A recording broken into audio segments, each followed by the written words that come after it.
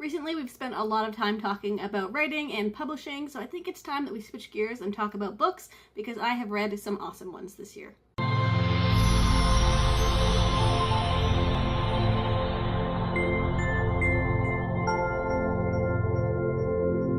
Hey team, happy Thursday. Today we're going to do a book tag, specifically the mid-year book freakout tag, which was created by Chammy at Read Like Wildfire. I have read some really awesome books this year, and even though I've read a little bit less than I usually would have by this point in the year, I still think there are some really, really solid ones that I want to recommend and talk about. So let's jump in. Question 1 is, what is the best book you've read so far this year? And this is really, really difficult because I have been a little more choosy on which books I picked up in 2017. So I've read a lot of 5-star books. So I'm going to cheat a little and recommend my most recent 5-star read, and that is Geekerella by Amy Poston. This is a YA contemporary story that is a great, great follow-up to Fangirl if you loved that book and have been looking for something similar. The main character in this story is in love with her fandom. She is very, very involved. And of course there is a boy, and it's also a retelling of Cinderella, and this was just a really, really wonderful story that I can't recommend enough. Question 2 is, what is the best sequel you've read so far this year? And I'm going to cheat on this one too and give it a tie. First up is Gemina by Amy Kaufman and Jay Kristoff. I loved Illuminae. I also loved Gemina. I found it to be a little less creepy, but also a little more adventurous than the first book in this series. And I also fell totally in love with Crooked Kingdom by Leigh Bardugo, which is the follow-up to Six of Crows, which was also great, and I may have loved the sequel even more.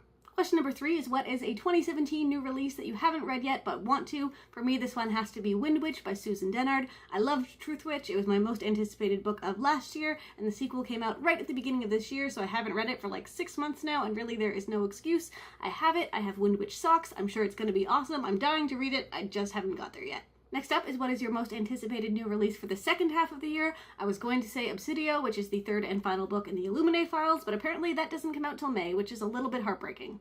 Instead, I'll go with I Hate Everyone But You by Allison Raskin and Gabby Dunn. This is a contemporary story about two best friends going off to college. The authors are YouTubers who I really enjoy, so I think this one's going to be a lot of fun. Number 5, biggest disappointment of the year so far, and unfortunately that has to go to Station 11 by Emily St. John Mandel. This is a post-apocalyptic story that has multiple point of view characters and a back and forth in time kind of narrative.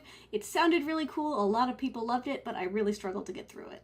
Question 6 is your biggest surprise read of the year so far, and that has to be Mistborn by Brandon Sanderson, which technically I started reading in 2016, but I really, really struggled to get through this one, but I was determined to read it, and then when I jumped back into this in May, I found that I really, really loved the second half of the book, which was a pretty big surprise. Question number 7 is your favorite new to you author this year, and question number 8 is your favorite new fictional crush, and unfortunately I don't have answers to either of these. Question 9 is your newest favorite character, and I'm going to go with Kel from A Darker Shade of Magic. I don't know why I put off reading this book for so long either. I guess I was waiting for the series to be finished, but I did read book 1 earlier this year, and I really enjoyed Kel's character. I thought he was really dynamic, he had a great backstory and kind of family life, and he was a really fun character to follow through with this really fun book. Question 10 is a book that made you cry, and alas, I do not have an answer for this because I'm a heartless monster. Number 11 is a book that made you happy, and I have to go with The Upside of Unrequited by Becky Abertally. I read this book just kind of on a whim because I had it on my Kindle on vacation, and Megan from the Word Nerds had said it was good, and I read it in like one sitting because it made me so happy. It was just a really great contemporary story, and I recommend it to everyone. Question 12 is, what is your favorite book to movie adaptation you've seen so far this year? And again, I've got nothing.